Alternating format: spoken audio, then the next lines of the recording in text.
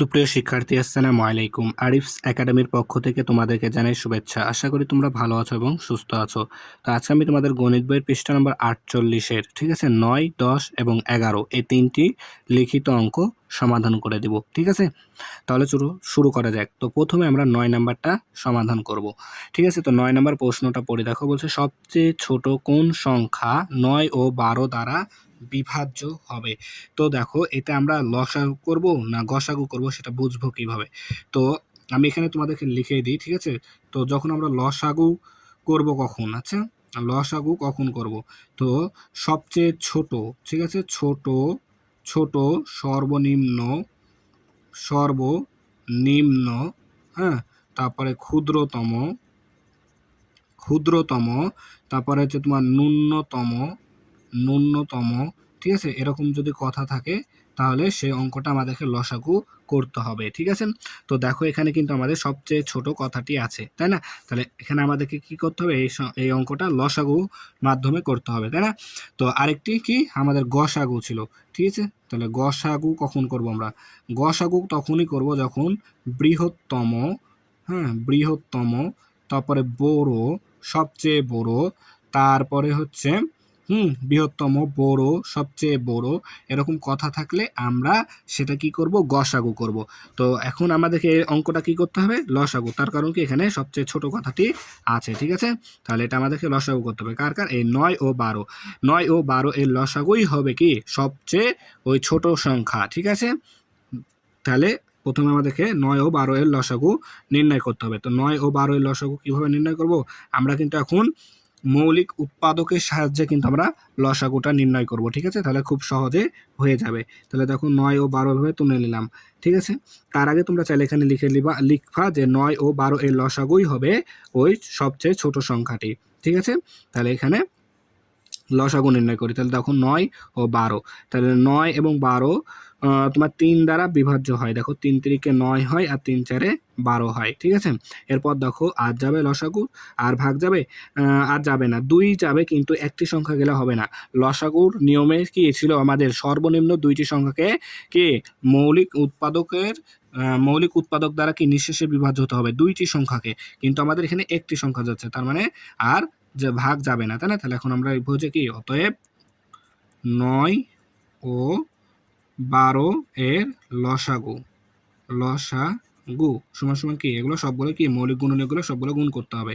3 গুণ 3 গুণ 4, তাই না? তাহলে দেখো 3 তারিখকে 9, 3 তারিখকে 9 আর 4 নং 36। ঠিক আছে, 4 নং 36, তাহলে কি সংখ্যাটি কি হবে, সবচেয়ে কোন সংখ্যা, তাহলে সংখ্যাটি হবে আমাদের 36।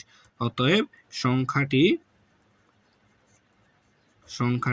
সমান সমান কি 36। ঠিক আছে, তাহলে এটাই আমাদের অ্যান্সার। তো তোমরা উত্তর লিখবে, উত্তর লিখে 36 লিখে দেবা। ঠিক আছে, তাহলে আশা করি এটা তোমরা বুঝতে পারলা। দেখো 10 নাম্বারটা। তো 10 নাম্বার কি বলছে, পঞ্চম শ্রেণীর 18 জন ছেলে, ঠিক আছে, 18 জন ছেলে ও 27 জন মেয়ের মধ্যে সমান ভাগে ভাগ করে দেওয়ার জন্য সর্বনিম্ন কতটি চকলেট লাগবে। ঠিক আছে, তাহলে 18 জন ছেলে ও 27 জন মেয়ের মধ্যে তুমি যদি চকলেট ভাগ করে দাও তাহলে কয়টি চকলেট লাগবে। ঠিক আছে, তো এটাই আমাদেরকে বের করতে হবে। তো এটা কি করব, লসাগু করতে হবে। তার কারণ কি, দেখো যে এখানে সর্বনিম্ন কথাটি আমাদের আছে, তাই না? তাহলে এখানে লিখবো যে 18, তাহলে চকলেটের সংখ্যা বের করতে হবে, তাই না? তাহলে লিখবো 18 ও 27 এর লসাগুই হবে চকলেটের সংখ্যা। ঠিক আছে, অতএব 18 ও 27 এর লসাগু, তাহলে কি করব, 18 এবং 27 কি তুলে নিব, তাই না? এরপরে 28 এবং 27-কে কি মৌলিক সংখ্যা দ্বারা কি ভাগ দিতে হবে, তাই না? তাহলে দেখো এখানে আমাদের মৌলিক সংখ্যা 2 দিয়ে 18-কে যাবে, কিন্তু 27-কে ভাগ যাবে না, তাহলে 3 দিয়ে দেখতে হবে, তাই না? তাহলে 3 দ্বারা 18-কেও ভাগ যায়, 27-কেও ভাগ যায়।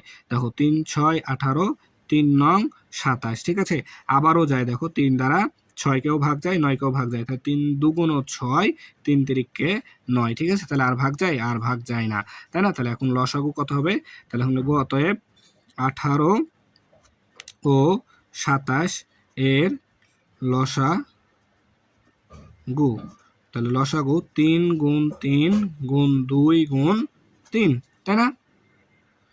তাহলে দেখো এখন তাহলে লসাগু কত হবে, তাহলে 3 গুণ 3, 3 3 9, 9 2 18, 18 গুণ 3, তাহলে 18 গুণন 3, দেখো 3 আসতে 24, 24 4 হাতে থাকে 2, 3 1 3 আর 2 5, 54, ঠিক আছে? তাহলে 54, তাহলে 18 ও 27 লসাগু 54, অর্থাৎ আমাদের কয়টি চকলেট লাগবে, 54টি চকলেট লাগবে। তাহলে আমরা 18 জন ছেলে এবং 27 জন মেয়ের মধ্যে সমান ভাগে ভাগ করে দিতে পারবো, ঠিক আছে? আর এই লাইনটা এখানে চাইলে তোমরা নাও লিখতে পারো, ঠিক আছে? এটা এখানে লিখলেই হবে। তাহলে এখন লিখবো কি, যে আমাদের চকলেট, অতএব চকলেট প্রয়োজন হবে বা চকলেট লাগবে, অতএব চকলেট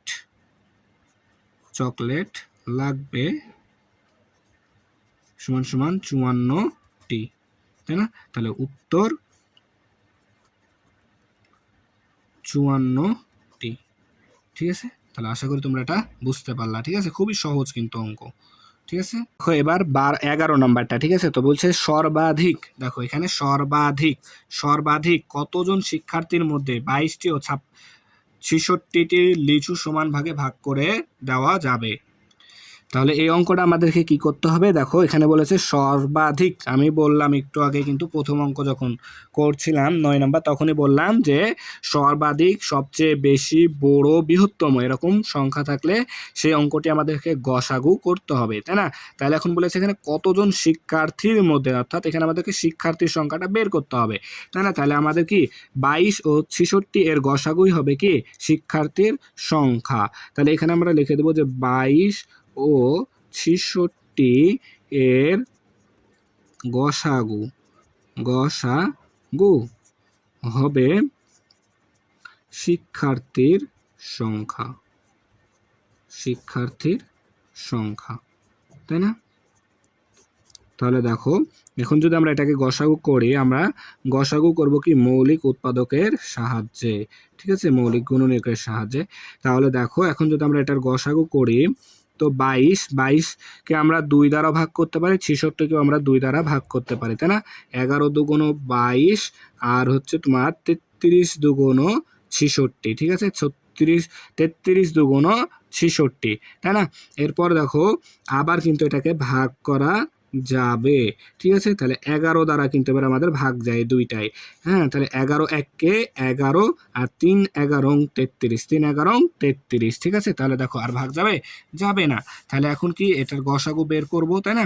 তাহলে এখন লিখবো অতএব 22 ও 66 এর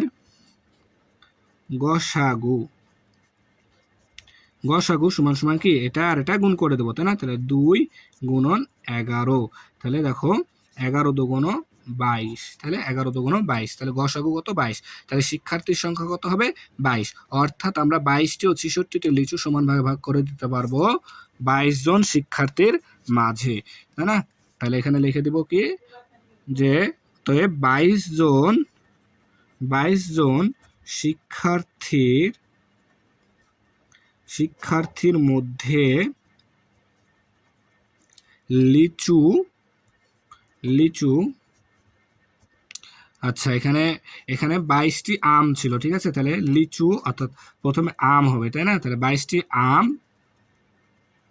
আম ও লিচু ভাগ করে দেওয়া যাবে, ঠিক আছে? তাহলে আশা করি তোমরা এটা বুঝতে পেরেছো। তাহলে এখন উত্তর 22 জন, ঠিক আছে? তাহলে দেখো খুব সহজ কিন্তু অঙ্কগুলো, ঠিক আছে? খুব সহজে আমরা সমাধান করে ফেলতে পারলাম, ঠিক আছে? তাহলে আশা করি অঙ্কগুলো বুঝতে পেরেছো, ঠিক আছে? তাহলে আজকে এই পর্যন্তই। ভিডিওটি ভালো লাগলে অবশ্যই লাইক কমেন্ট শেয়ার করতে ভুলবে না এবং পরবর্তী ভিডিও সবার আগে পেতে আমাদের চ্যানেলটি সাবস্ক্রাইব করে রাখো।